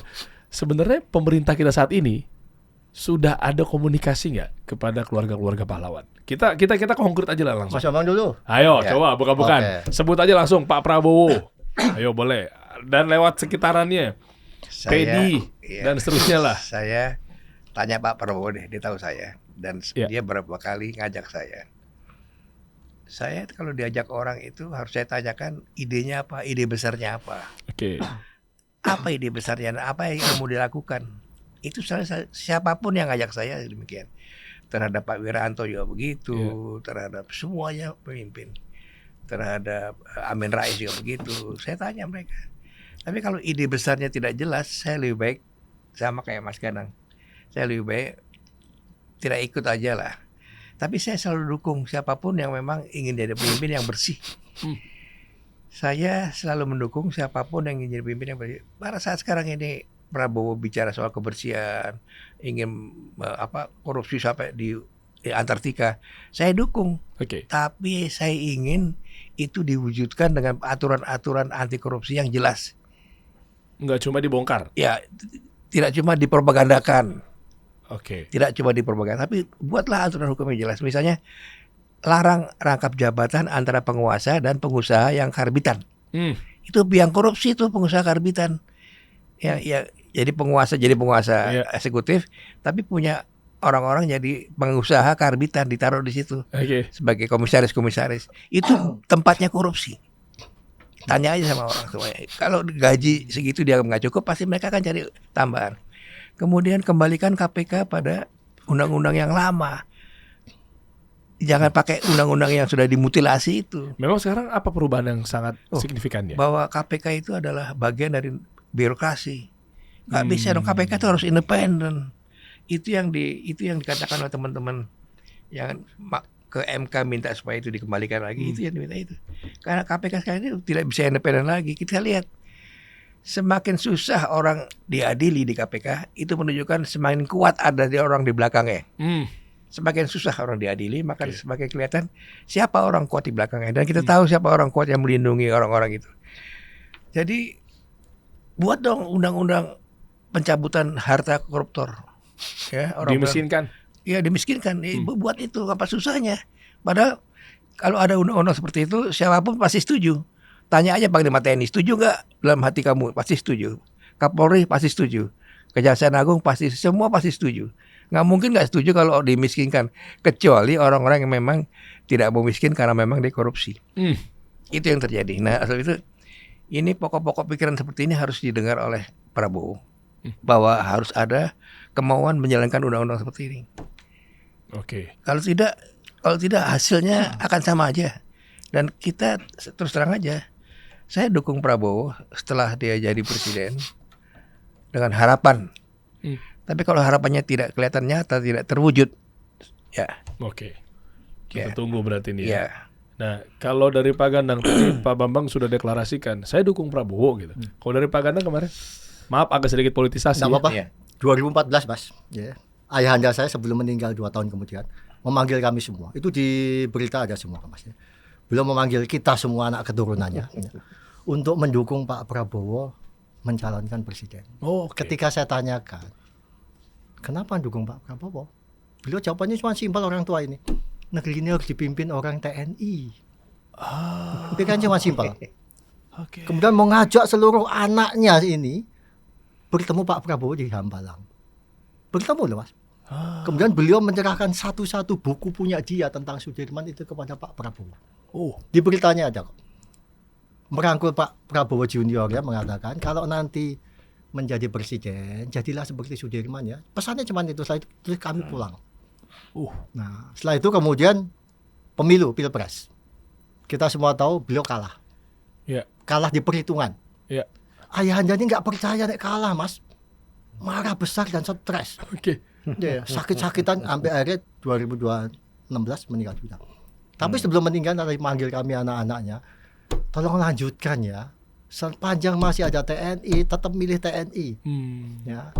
2019 kami mengikuti hitoh beliau ini semua amanah. Enggak jadi juga, enggak apa-apa. Jadi begitu. Tapi sebenarnya bukan kita dukung sosok. Tapi kita harus menghormati amanah dari para pendahulu. Pendahulu ini percaya banget kok kalau TNI ini. Nah, kemudian kami juga melihat bahwa sosok di belakang Pak Prabowo selalu ada lambang-lambang Sudirmannya kan. Nah, ya kita dukung. Tapi bukan berarti seperti saya katakan, mencintai negeri ini bukan mengatakan bahwa kalau ada tokoh bincang ini baik ya kita bilang baik, enggak. Ya kalau baik iya. Kalau enggak baik yuk kita perbaiki bersama. Ya. Nah, korelasinya begini Mas ya. Siap. Kami Yayasan Panglima Sudirman ini, Yayasan Sudirman ini sudah dibentuk tahun 70 Mas dari Ibu Sudirman. Kemudian ke ayahanda saya, ke saya. Tugasnya cuma simpel Mas. Ya. Ikut meneladani semangat yang dulu pernah dilakukan oleh Sudirman tentunya dalam skala kita. Nah, kita punya bakti sosial untuk pengobatan anak-anak prajurit kita seperti itu ya. Nah, di sini saya melihat bahwa presiden kita kan pernah mengatakan bahwa setiap tahun setelah saya jadi presiden harus ada film tentang kepahlawanan untuk supaya anak-anak generasi sampai Indonesia Emas 2045 itu belajar dari karakter para tokoh-tokoh kita semua. Itu bagus. Maka kami Yayasan Sudirman sedang akan membuat satu film tentang Sudirman, Mas. Wah, tapi Sudirman yang masih muda, Mas. Karena ketika itu saya sowan ayahanda Tri Sutrisno, Pak Agung Gumelar masih ada. Nak tolong buatkan kami film tentang Sudirman yang masih muda, yang masih usianya sekitar 27 tahun, karena itu untuk kemudaannya. Maka kita sedang akan membuat film tentang Sudirman muda untuk menggerakkan anak-anak muda. Ini loh, tokoh-tokoh negeri ini dibangun anak-anak muda. Nah, kalian semua, bukan kami. Keren. Nah, itu sedang kita buat. Ya. Kapan produksinya kira-kira ini, Pak? Kalau kami mencoba nanti mulai syuting 10 November ya. 10 November, Hari Pahlawan. Enggak, itu baru syutingnya Mas. Baru nanti bukan tayangnya. Baru produksinya. Dukungan semua pihak sudah, bahkan ke Kemendikdaspen ya. Profesor Muti sudah mengatakan bahwa Mas nanti kalau film jadi, film ini wajib ditonton anak SD, SMP, SMA. Terima kasih Bapak. Nasionalisme harus dibangun dari sejak dini nih. Ini sedang kita bangun Mas. Cuman seperti saya katakan tadi, saya tidak ingin ini memakai dana APBN atau APBN, enggak mau. Biarkan kami ini. Kenapa ya? Tapi saya mau apresiasi. Biarkan kami ini melakukan sesuatu, tentunya dengan wadah kami. Tapi ini bukan punya kami tok. Ini atas nama rakyat Indonesia. Nah, kalau atas nama rakyat kan harusnya pakai APBN karena kan uang rakyat itu. Biarkan uang rakyat, karena sekarang uang rakyat ini lagi dibutuhkan di tempat lain. Oh, siap. Jangan di tempat lain ya. Ya, siap. Masih banyak hal inilah. Nah, tapi uang rakyat yang ada di sini tolong itu digunakan sebaik-baiknya mau untuk rakyat, jangan untuk ada tanda kutip macam-macam. Ya. Cuman itu aja. Ini amanah loh dari keluarga pahlawan. Hati-hati buat para pemimpin-pemimpin. Ini surat terbuka buat para pemimpin. Buat para penguasa siapapun Anda lagi menjabat. Prinsipnya pokoknya kami keluarga pahlawan tetap mendukung pengembangan. Maaf Mas, saya selalu tidak nyaman mengatakan pemerintah Mas. Tapi pengemban amanah. Karena pemerintah itu komandan Mas. Diperintah. Iya, tukang perintah toh. Anda siapa kok perintah saya? Oke. Kami itu rakyat. Karena begini Mas. Saya ketika itu SMA kelas 1 tahun 80-an. Nenek saya yang Putri Sudirman ini ketika saya pulang sekolah SMA, nak tolong aku diantar ke kantor pajak ya. Loh, untuk apa? Aku mau bayar pajak. Saya katakan untuk apa bayar pajak? Ada kata-kata Ibu Sudirman luar biasa. Nek kita rakyat nggak bayar pajak terus pemimpin kita mau mangan apa mak? Nak, coba. Beliau mengatakan bahwa orang dipilih dengan pemilih derajatnya tinggi pemilih. Nah, beliau itu rakyat. Kita ngegaji dia ya. Negeri ini ada karena rakyat ini kuat membayar pajak Mas. Oke. Saya pernah punya pengalaman Mas. Saya kan pernah ditugaskan di Kementerian Kesehatan. Siap. Tugas sebagai staf khusus lah. Ya. Eselonnya 1B. Pada waktu itu teman saya sekjennya juga tentara juga bintang 1 ngajak saya ke Jogja. Ada apa? Yuk, kita ada acara pergantian pejabat. Loh, kan saya bukan yang diundang masuk dalam undangan, enggak. Mas Bambang kan saya sebagai sekjen bisa ngundang Mas Bambang gitu kan. Saya ke sana. Pas sana saya biasa duduk belakang lah waktu ada acara seremonial pergantian pejabat, pidato segala macam selesai. Pas saya pulang ke hotel, di hotel itu udah ada amplop coklat. Amplop coklat di hotel. Hotelnya hotel Ambarukmo. Saya buka, loh ini kok ada amplop kecil. Saya pegang-pegang, wah ini keras nih, pasti duit nih. Oke. Udah saya lihat di amplop itu ada alamatnya. Ini saya pikir wah ini nggak enak nih saya. Saya langsung lihat di amplop itu ada alamatnya. Alamatnya saya datengin ke di situ. Bu, mohon maaf, saya mau nyumbang ini buat alamat ini. Dia lihat gini, dia ngeliat saya. mohon maaf jangan lewat kami Pak, dia nggak berani. Ya, jadi di mana? Di sebelah sana aja. Ke sana, terus saya ke sana, diterima sama dia, tangan terima, pakai tangan terima, saya tulis lembaganya apa, berapa jumlahnya, saya buka, udah saya satu waktu ada acara pejabat eselon 1 di daerah datang ke pusatnya. Saya lihat ada yang duduk-duduk sebelum pelantikan, saya lihat ini. Ada yang saya kenal. Dia bilang, Anda kan yang saya kesana itu, yang saya dapat kiriman amplop. Oke. Mereka dia malu gitu. Sejak saat itu saya nggak pernah diundang lagi untuk ikut acara-acara seremonial di daerah. Itu buat ini kembaliin malah ya. Iya, balikin. Jadi saya merasa bahwa ya saya ternyata kenapa teman-teman sering ke daerah ada acara-acara seremonial karena dapat amplop. Iya, itu. Dan amplop itu jumlahnya tebal segini, keras. Berapa Mas. kalau boleh tahu, Pak? Ya mungkin ya sekitar besar lah. Pokoknya tebal segini, keras gitu kan. Saya buka, udah. Jadi ternyata memang pemborosan itu terjadi di situ. Makanya Pak Prabowo pernah bilang kan waktu itu kan ngapain rapat-rapat buat ada acara-acara keluar rapat yang simpel-simpel aja. Saya ngalami banyak betul rapat yang seharusnya 5 hari, cuma rapatnya kita suruh absen 5 hari, tapi rapatnya cuma sehari. Aduh. Saya pernah ngalami seperti itu. Ini benar-benar menyedihkan. Saya nggak usah sebut di mana, di departemen apa, saya nggak usah sebut, tapi itu terjadi. Akhirnya saya nolak tanda tangan. Akhirnya pejabat itu datang ke ruang saya khusus minta tanda tangan yang 1 buah tanda tangan itu. Saya dipaksa tanda tangan, nggak mau. Saya nggak mau ikut tanda tangan ini. Dia datang ke tempat saya, jadi dia terpaksa bikin absen sendiri khusus agar supaya saya mau tanda tangan itu. Oke, siap. Mungkin izin terakhir Pak, ini menarik. Tadi saya dengar kata-kata pemerintah kita ini atau mungkin penguasa atau pengemban amanah ini harus dipimpin oleh TNI. Ini biar clear dulu nih. Ini ayahanda saya. Tapi nggak apa-apa kan. Ya. Anda semua ini kan artinya kan dari keluarga TNI. Ketika saya tanya, kenapa TNI? Loh TNI itu dididik, ada pendidikannya nak. Ya, ada sabta marganya. Itu otomatis dia harus lebih mengedepankan kepentingan bangsa negara. Karena yang di benak ayahanda saya, TNI itu pasti seperti Sudirman. Oke. Nah saya katakan, sekarang enggak loh Bapak. Tapi nggak mau Bapak. Kok bisa ngomong gitu? Lah Bapak, kawan-kawan, kan saya tuh mau daftar TNI Mas. Ya, ketika tahun 84 saya daftar. Ya. Ketika daftar dulu ada Andika, ini angkatan saya Mas. Cuman Tuhan menentukan saya tidak bisa masuk Akmil karena ada luka di sini. Ya, ada luka. Jadi kalau Sudirman itu bernapas dengan paru-paru sebelah kiri, saya sebelah kanan Mas. Ini nggak ada Mas, sebelah sini nggak ada. Itu yang membuat saya tidak bisa lanjut TNI. Maaf Pak, izin. Itu turunan atau kecelakaan Mas? Kecelakaan. Jadi saya tidak bisa lanjut. Misalnya Pak Sudirman, Jenderal Sudirman. Tidak lanjut ya. Turunan ya. Kayak genetik. Enggak, ini enggak ada. Kalau nanti Mas berenang sama saya, Mas akan lihat tahun 80-an kan luka itu operasi itu jahitannya sampai sini Mas. 27 jahitan Mas.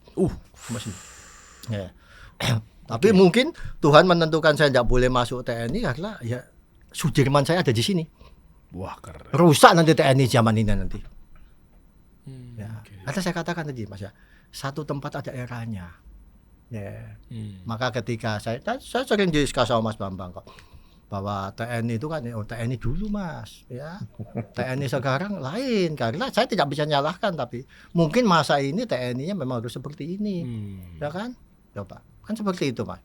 Kalau TNI dulu merasa bahwa ibunya itu rakyat ini. Nah sekarang kan kalau dengan cara seperti ini kan kita enggak. Maka saya katakan Mas, kalau model-model saat ini, political way saat ini itu diterapkan di tahun 40-an, maka enggak ada Sudirman, enggak ada Soekarno, enggak ada Hatta. Karena mereka enggak punya modal Mas. Bung Tomo enggak punya modal, Soekarno enggak punya modal materi itu ya. Modalnya hanya cinta bangsa negeri ini dan modalnya apa? Harta benda mereka. 11 Desember ya. 48. Ketika Sudirman pertama kali kakinya keluar dari kota Jogja memimpin gerilya Mas. Baru sampai di wilayah Kretek di Parangtritis ya. Itu sekitar 26 km dari Jogja. Ya, diminta oleh Pak Cokro Pranolo, tolong utus kami ke kota Jogja untuk minta perbekalan pada rakyat ini untuk kita berjuang. Akhirnya beliau mengutus adik iparnya ya, ke Jogja, tapi nggak minta kepada rakyat, minta kepada istrinya untuk menyumbangkan semua harta bendanya untuk perjuangan ini. Ya. Itu yang melakukan bukan cuma Sudirman, Mas, saya yakin. Baik Soekarno, Bung Tomo, semuanya. Mereka tidak punya pikiran berjuang harus dibiayai, membiayai dengan jiwa raganya, Mas. Maka yang saya sampaikan di awal tadi, bahwa bapak-bapak kita dulu berani menanam sesuatu yang tidak punya pikiran nanti metiknya kapan, enggak. Bahkan semuanya sebagian itu tahu bahwa enggak bakal metik gitu loh. Oke. Ya, mereka mewariskan itu, tapi sekarang kita hianati itu. Sayalah yang mengkhianati dan teman-teman di era ini. Kita mewariskan pada anak cucu kita, enggak berani menanam karena panennya masih jauh. Itu bukan kata-kata, tapi dengan tindakan kita membiarkan ketidakberesan itu, kita diam aja. Ya, saya tidak mengatakan bahwa saat ini negeri kita juga tidak sedang tidak baik-baik. Saya juga tidak mengatakan bahwa sedang baik-baik saja sudah. Tapi mencintai negeri ini tidak harus kita satu kata, oh ini negeri kita sedang baik-baik kok. Nah, kalau memang ada yang terluka seperti ini, lah harus ada cinta negeri ini yang diterjemahkan atau diaktualisasikan dengan bahwa ini ada yang terluka. Ya. Ada yang harus kita perbaiki. Ayo perbaiki bersama. Artinya sekarang masih ada harapan. Kembali ke Bogor tadi, Mas, ya. Iya. Tukang cukur tadi. Iya. Saya mau ketemu dia, ingin menanyakan alasan Anda, itu harus kita tanyakan. Oke. Tapi sangat salah sekali orang kecamatan yang memaki-maki dia. Orang kecamatan itu pegawai, Mas. Itu juraganya yang dimaki-maki. Dia terima bayaran toh, kecuali dia nggak terima bayaran kayak Sudirman, Bung Tomo, oke. Nggak yakin saya.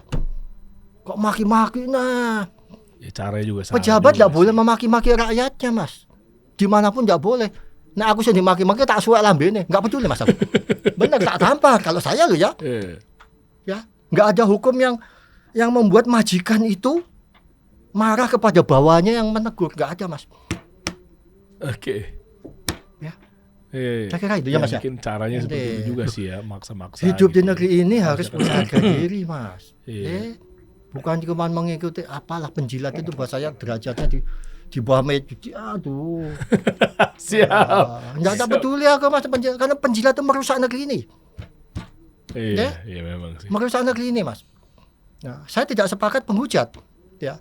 Tapi penghujat itu kalau kita ambil intisarinya, itu malah lebih baik kita ambil, ini ada harus kita lakukan. Kalau penghujat penjilat nggak ada baik-baiknya. Iya. Izin Pak, kalau penghujatnya memang ternyata adalah dia antek-antek asing yang merusak negeri kita lewat provokasinya. Ayo kita lawan bersama. Soalnya penghujat sekarang ada 2 tipe tuh, Pak. Ada, semua pakai materi semua, Mas. Iya.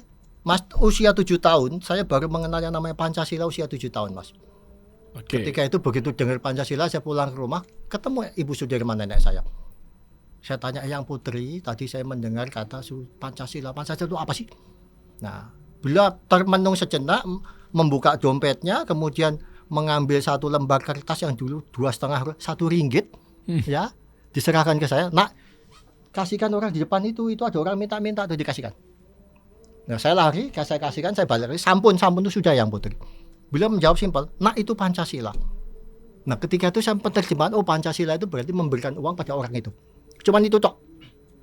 Puluhan tahun kemudian ketika saya SMA, ada pendidikan P4 Pancasila ya. Baru saya paham, Masya Allah luar biasa Ibu Sudirman ini.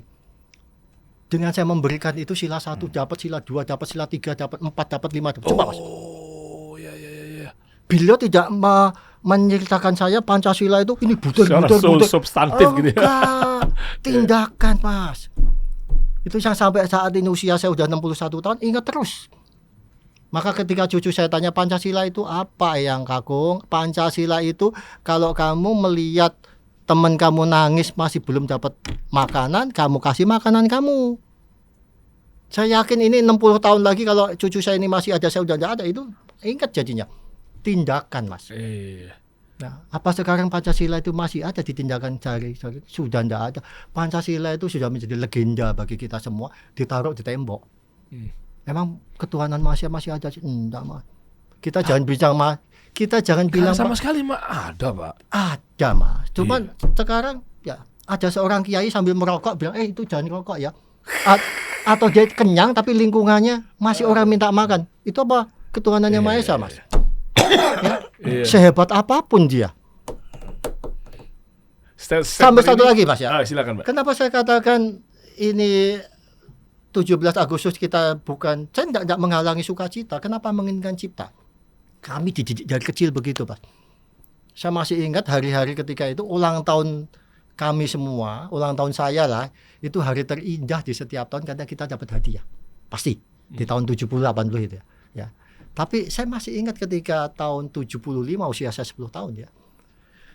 Hal yang saya impi-impikan itu akhirnya terpaksa dibatalkan oleh Eyang Putri Sudirman. Kenapa? Karena pas hari ulang tahun saya ada saudara saya sakit. Oh. Maka kita nggak boleh bersukacita pesta apapun di sana masih ada anggota keluarga kita sakit. Nah, kita menginginkan cipta, mensyukuri umur kita tambah, tetap hadiah ada tapi itu ditiadakan supaya nggak melukai ini. Walaupun nggak melukai. Itu yang saya katakan bahwa saya tidak melarang ini prosesi pesta-pestaan, tidak melarang, silahkan. Tapi kami menginginkan cipta, mensyukuri ini anugerah dari Tuhan. Tapi saya merasa nggak layak, bendera tak kibarkan, tak kobat kabetan, masih ada orang kayak begini. Itu kami loh ya. Tapi kami tidak mengatakan bahwa ini itu malah enggak, monggo. Lomba-lomba gitu. Silahkan aja, monggo. Ya, masih ada orang, jangankan lomba, Mas. Gerak mau napasnya masih susah kok. Lomba dragskar. Nah? Lomba dragskar yang nabrak itu. Kami tidak menghalangi, Mas. Ini mau semeriah apapun, mau ada pesawat, mau apa, silahkan, Mas. Ya, saya tidak menghalangi. Tapi cara mensikapi kami keluarga pahlawan khususnya Sudirman 17 Agustus muhasabah diri kami sendiri. Masih ada yang minum kopi pun susah. Nah, ini aku bisa minum kopi. Oh iya. Alhamdulillah kan gitu. Siap. Itu intinya itu. Siap. Pak Kanang Sudirman, Pak Bambang. Ya, begini, Ada terima yang kasih. menambahkan. Saya baru ingat kemarin itu ada pertandingan dragskar. Bacanya drags atau drag? Drugs ya, Drag race. Ya, drag race lah. Ya, drag race yang nabrak orang. nabrak sampai banyak. mati, Itu ya. kan dia drag race. Saya jadi ingat Jalur lurus. lomba seperti itu di Monte Carlo. Di Monte Carlo kan ada lomba Ya. yang keliling Monte Carlo, tapi kan itu ada semuanya kan harus minggir, ada Oke. pembatasnya. Kita nggak ada sama sekali. Aduh. Berarti seenak-enaknya aja orang tabrakin. Saya lihat bahwa bangsa ini kekurangan orang-orang yang bisa disebut sebagai negarawan. Kurang kita.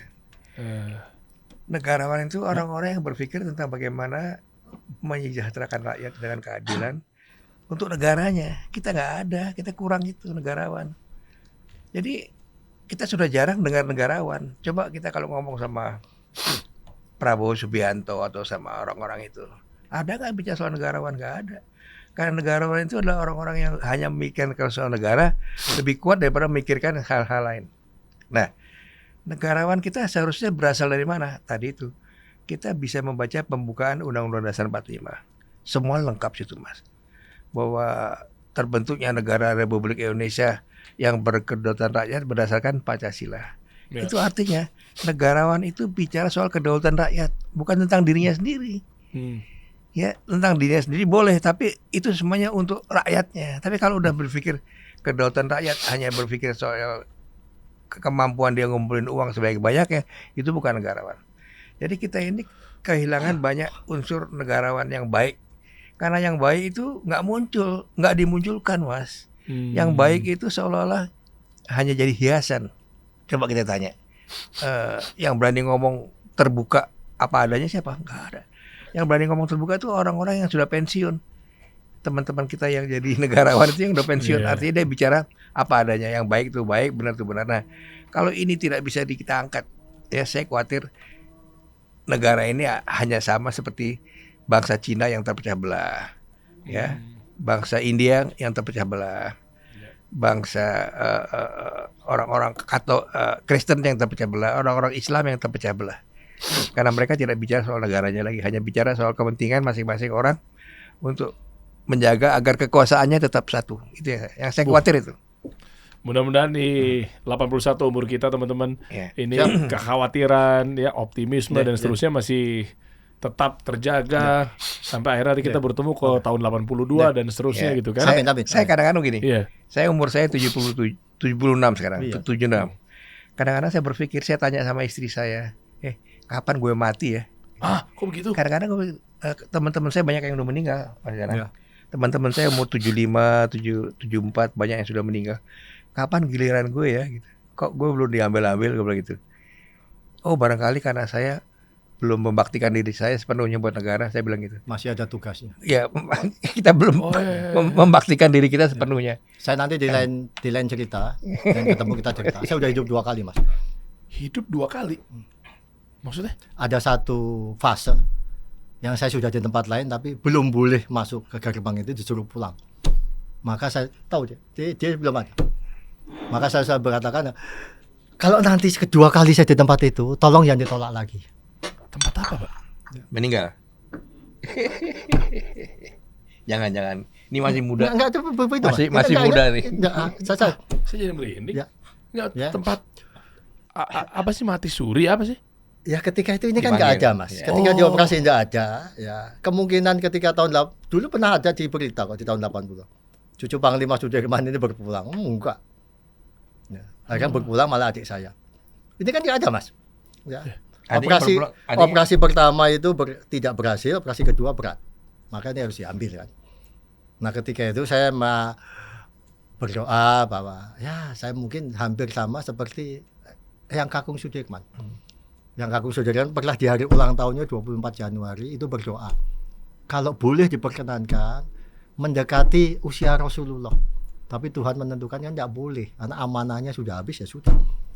Nah ketika itu saya merasa bahwa ya kalau boleh masih mendekati juga boleh, tapi akhirnya Tuhan perkenankan, Mas. Ya, itu yang membuat ketika itu saya merasa di satu tempat disuruh pulang. Roh itu apa ya? Pergi gitu kan? Roh, Ya, pergi. roh gitu ya. Tapi saya lihat, wow, begitu bangun kok mataharinya 4 gitu ya. Ternyata itu ruang operasi kan lampunya 4. Oh ya sudah ya. Nah, di sanalah mulai, Mas, kehidupan saya berubah, Mas. Bahwa ini harus amanah yang harus kita tunaikan. Saya kira itu. Tapi nanti itu bicara tempat lain. Ya. Bagus juga nih. Nanti. Motivasi Ya, spiritual. jadi Tuhan masih Iya. meminta saya mengamanah. Berarti ini kalau orang amanahnya masih ada, enggak akan diminta kembali. Keren. Ya, Siap. Terima Siap. kasih banyak. Makasih, Ini ya. satu jaman Oke, siap. kisaran ini sudah ngobrol. Ternyata banyak sekali loh pesan-pesan Siap. buat para mungkin pengemban amanah dan seterusnya. Ini tolong dipotong-potong, diresapi, ditonton ulang berkali-kali biar Anda amanah, karena setiap kepemimpinan pasti ada tanggung jawabnya dan akan diuji kepemimpinannya gitu ya. Biar bangsa ini masih optimis ya Pak ya. Oke, Dari keluarga pahlawan masih sangat optimis negara kita masih bisa bangsa ini dibenahi ya. tetap ada, Mas. Oke. Ya, pengemban amanah boleh silih berganti, tapi yang diwariskan oleh bapak-bapak kita kepada negeri ini tetap ada, Mas. Wow, Tetap ada. 9 ya. Ya, Orde A, Orde B akan berubah. Tapi bangsa Indonesia Iya. tidak akan berubah. Terutama yang Anda saat ini mungkin optimiskan, yang pemerintah yang sekarang mudah-mudahan Siap. bisa berjalan dengan Ya, lancar siap. ya. Siap. Terima kasih sekali lagi. Ini saya boleh rayakan, kalau tadi memang mengheningkan cipta, ini kan merayakan boleh sekali lagi Hari Kemerdekaan Republik Indonesia. Selamat Hari Kemerdekaan Republik Indonesia ke-81. Oh ya? Ya, boleh dong, kan Boleh. ucapan gak apa-apa Iya, maksudnya betul. ya. Ntar suruh Iya. mengheningkan Iya, cipta, oke, ya iya. pasti. Iya. Tapi yang berikutnya kan kita harus suka cita dalam pertemuan kita kali ini ya Pak ya. Tentunya kami keluarga pahlawan Siap. dengan setiap tahun ada hari kemerdekaan, itu menyambut luar biasa. Ini anugerah kita dari Iya. Sang Maha Kuasa dan buah perjuangan dari bapak-bapak kita. Keren. Harus kita syukuri itu. Iya, betul. Pasti. Dan buat teman-teman misalnya mau berkontribusi bentuk supportnya, boleh saya sampaikan ke teman-teman semua yang Monggo, lagi nonton monggo. ya. Yayasan Panglima Sudirman ada. ya. Ini bentuk support juga. Ya. Kalau yang Yayasan Bung Tomo juga ada ya Pak? Yayasan Suryo Mojopahit. Yayasan Suryo Mojopahit boleh dibuka teman-teman. Dan beliau juga ternyata menjadi ketua yayasan Ya. Universitas 17 Agustus Ya. 1945 atau UTA 45. Iya. Ya Pak Bambang ya. Betul. Itu Surya Majapahit betul. Ya. Kalau Yayasan Panglima Sudirman itu berarti fokusnya apapun itu bentuknya Ke ini, Mas, ke tempat ke sosial, Mas. sosial ya. Iya, sosial. Bantuan-bantuan buat kebutuhan-kebutuhan buat Khususnya rakyat. prajurit ya. Khusus prajurit. Khusus prajurit. Kalau Yayasan Suryo Majapahit Ya, kita ingin menggali peradaban dan rasa bangga pada saat Majapahit berkuasa. Warisan Adiluhung terdahulu, Ya. Mas, pasti. Kenapa Yayasan Suryo kenapa Majapahit. mereka bisa mengendalikan Majapahit dan kenapa akhirnya hilang gitu aja gitu.